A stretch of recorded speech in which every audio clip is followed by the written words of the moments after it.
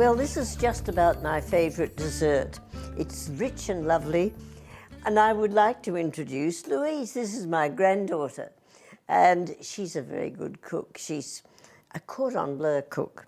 Well, what we're doing is I've got a vanilla bean. It's the seeds inside that really give the lovely vanilla flavour. So I've scraped those out. You know this recipe, Lou. Well, I like to keep that in there, so we're going to throw that into the saucepan. Yeah, that's right. Along with these lovely vanilla seeds, they all go in. You're good. And then we put the cream here into the saucepan.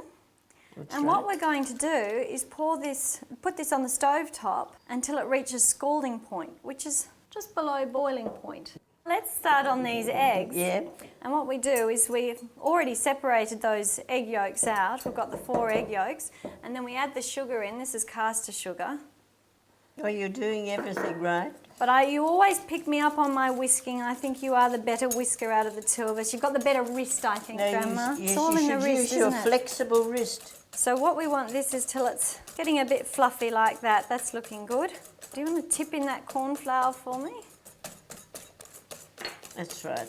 Now what we've got to do is check on that cream. I Get can't those be bits ignoring from the that. side. Why don't you get those bits from the side? Yes, we've got to keep a close eye on this one because we don't want it boiling. We just want it at that scalding point. Well, Grandma, this is looking perfect now, so we need to strain it, don't we? Here we go. Yum. Yes, You want to give that a stir and I'll put this aside? If the cream is too hot, it's going to start cooking the eggs. You'll end up with scrambled eggs, won't you? Yeah, and you don't whisk it, otherwise you'd have air in it and would have little holes. Now we put it over here into the double boiler.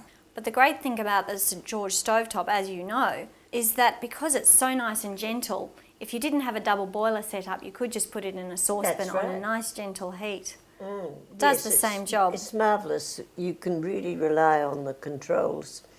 And so we're just cooking this until it coats the back of a spoon. This is looking perfect, Grandma. I think you'll approve. Oh, that's it, yes. Gets lots of straining this, doesn't it? It's lovely, Lou. These are just thick.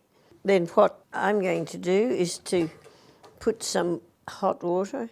So we want that about halfway up the side of the dish, don't we? That's right.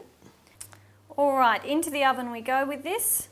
And that water that you've put around the edge, Grandma, will be a good help because it will ensure that the custard stays at a nice even temperature and doesn't split. That's It'll right. look after it nicely. Here we go, 20 to 25 minutes. Now that it's out of the oven and hot, we just need to let it cool a little bit before we put it in the fridge.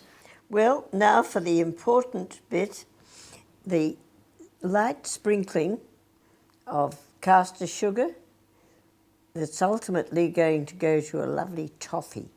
Now I know, Grandma, I've seen them at work. The fancy chefs all pull out their blowtorch at this stage and go torching the creme brulee, but we don't need to do that, do we? No, because we've got the best grill on our St George, and that's going to just grill the top and make the toffee. And the ice, of course, protects the custard, doesn't it? Because if you put it straight under the grill, the custard needs a bit of protecting. It could start making scrambled eggs. Voila! Oh, doesn't that look good? Isn't he handsome? Just perfect. Now, I like doing it in this larger dish because there's less washing up. What do you think? I like it in individual dishes in case there's one left over for tomorrow.